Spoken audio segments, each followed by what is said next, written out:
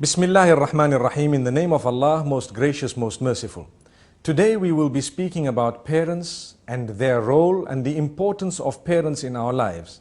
Firstly, we need to know that the Almighty has created us. In order to make us, He has chosen a specific path. None of us have applied to ask for the type of parents we have been given. And none of our parents have applied to ask for the child that they have been bestowed with. This is the sole decision of the Supreme Maker. And for this reason, He instructs us in the Quran very clearly, وَقَضَى رَبُّكَ أَلَّا تَعْبُدُوا إِلَّا إِيَّاهُ وَبِالْوَالِدَيْنِ إِحْسَانًا. Your Lord has decided and dictated, or He has passed the law that you shall worship none but Him, and you will be dutiful unto your parents, or you will be kind to your parents. The reason He speaks of kindness to parents is because He chose them. He chose them as a test for them as well as for us. So every one of us has parents, and our parents are a test for us and we are a test for them. This is why it is important for us to be kind to them. Let us start from the very beginning. When we were young, had we not been looked after by our mothers, we probably would have died. Or perhaps, if the Almighty willed, we may have been looked after by someone else in the absence of our mothers or our parents. However it has been, we need to realize the blessing of the Almighty, because when a child is very small, they need another human being to look after them in order to survive. And this is a miracle. Imagine, a child cannot survive on its own. Here we are talking of babies and infants. They will not survive on their own without the assistance of someone else who is standing with them, who can feed them, who can clothe them, who can help them do whatever they have to, and so on. For that, we owe.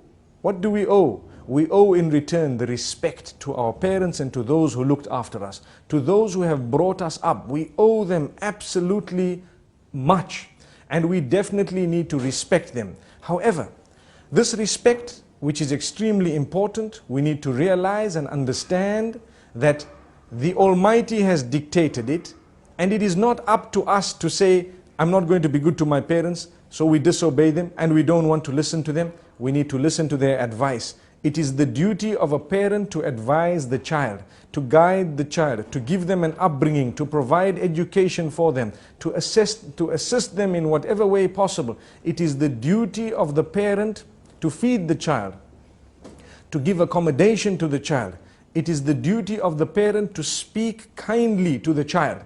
Imagine, many people speak about how important it is for the child to speak kindly to the parent, but they forget that it is also the duty of the parent to speak kindly to the child, to say words that will be good, to abstain from foul language, to abstain from anger and such bad habits in the presence of the child that may brush off onto the child. So yes, it is important for the parents to have a good relation with the children, and for the children to have a good relation with their parents. This having been said, mostly on the globe we find one major problem, and that is parents complain about how undutiful their children are, especially after a certain age. Once they become teenage, once they grow slightly older, when the decision of marriage comes into play, you find that many parents complain, you know, my son, my daughter, and so on. Let us speak about that for a few minutes. What we need to realize is, yes, we will obey the instruction of our parents on condition that those instructions do not negate what the Almighty has instructed us with. So if, for example, we know that alcohol is prohibited, when your father tells you, here is the money, go and buy me some alcohol, you will say, no, my dad, the Almighty overrides and overrules your instruction. He has instructed me not to do that, you are instructing me to do that. Because the two are clashing, the Almighty overrides, I will not do this. Amazing. This is the law of the Almighty. And from this we learn that the bad qualities that the parents have should never be allowed to brush off onto the children. Sometimes the children develop better character and conduct than their own parents. That is a gift of the Almighty. Sometimes the children's education is far higher and their understanding is far greater than that of their own parents. And this is also a gift of the Almighty. But what we do need to know is, generally, wherever possible, we should be listening to them, obeying their instruction in that which is reasonable. When we say that which is reasonable, what we do mean is if they instruct us to do something silly or they interfere in certain decisions that the Almighty has given us the sole right to, then sometimes we can excuse them in a very polite way. Let me give an example. When it comes to a young girl, yes, the parents have a say in advising her and encouraging her who to marry and how to marry and so on. However, they cannot force her to marry a particular person. So if a parent decides to force the daughter that you will only marry this person, they are wrong. That's a mistake. It's more culture than religion. To be honest with you, if that girl has to say, look, my dear father, I will not be able to obey this instruction of yours, she is not at all to be blamed, nor is she sinful, because the father is outside his rights. He is beyond the rights. He is not within his rights when he instructs his daughter. Sadly, you have certain people who are ignorant because they owe money to someone, because they feel obliged to someone, because someone has helped them, because a person is a cousin or related and they don't want to break the relation of the family. They tell their daughter, no, you have to marry, you have to say yes to this proposal.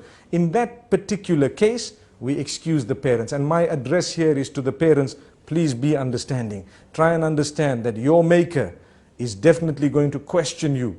Remember, the children you have are a trust unto you, given by the Almighty. You cannot step the boundaries that the Almighty has given you in order to achieve something you want, when it is the right of an individual human being to make a choice. We ask the Almighty to grant us goodness. What we also need to know is, where the child is making a very dangerous choice, it is our duty to guide them. It is our duty to tell them. It is our duty to try our best to explain to them. And we need to realize we're living in what is known as a free world today, especially in countries where we are in a minority. We're living in a free world where the children can choose secularly whatever they want to do. Although we as parents would like them to choose things according to our liking, we need to work very hard. Rather than command your child, convince them. Talk to them, speak to them, explain to them, discuss. Listen to the proof and evidence they have and you present yours. Listen to the logic they have and you present yours. And then what happens is, allow those who have the better logic, the better evidence, the stronger opinion to win, rather than imposing your view at all times. Because if we were to impose our views on our children, as soon as we close the door, they will do something else. They will feel like a free bird flying. This is common sense. It's happening to so many people. Some people force their children to do something. As soon as the door closes, they are out. So we ask the Almighty to make us not from amongst those who do not realize this type of relation that is meant to be between the parents and the children. I'd like to close by saying, although this topic is very large, what we've discussed today, the importance of obeying your parents within reasonable limits and the importance of parents being good and role models to their children, this is very important, because if a parent is not a role model to his or her own children, how do you expect that child to develop and to become better? You have a parent, for example, who smokes like a chimney and they are telling their children, do not smoke. That is very foolish. Although they know that it's bad, they will have to sit and explain and make an effort to give up that habit so your children can see that you really believe it's a bad habit. The same applies. There are a lot of parents who are busy having affairs, and yet they are worried about their children. My son must not do this, my daughter must not do that. But give up your own bad habit to start with, and then you will be blessed. So we ask the Almighty to grant us a deeper understanding. I know I have given examples off the cuff. I normally like to give relevant examples. We call it pressing the red button, because we don't want to give examples of that which does not happen in society. Rather give the example of something real so that we can learn from it. I hope and I pray we've said a few words that can encourage us to have the best relation.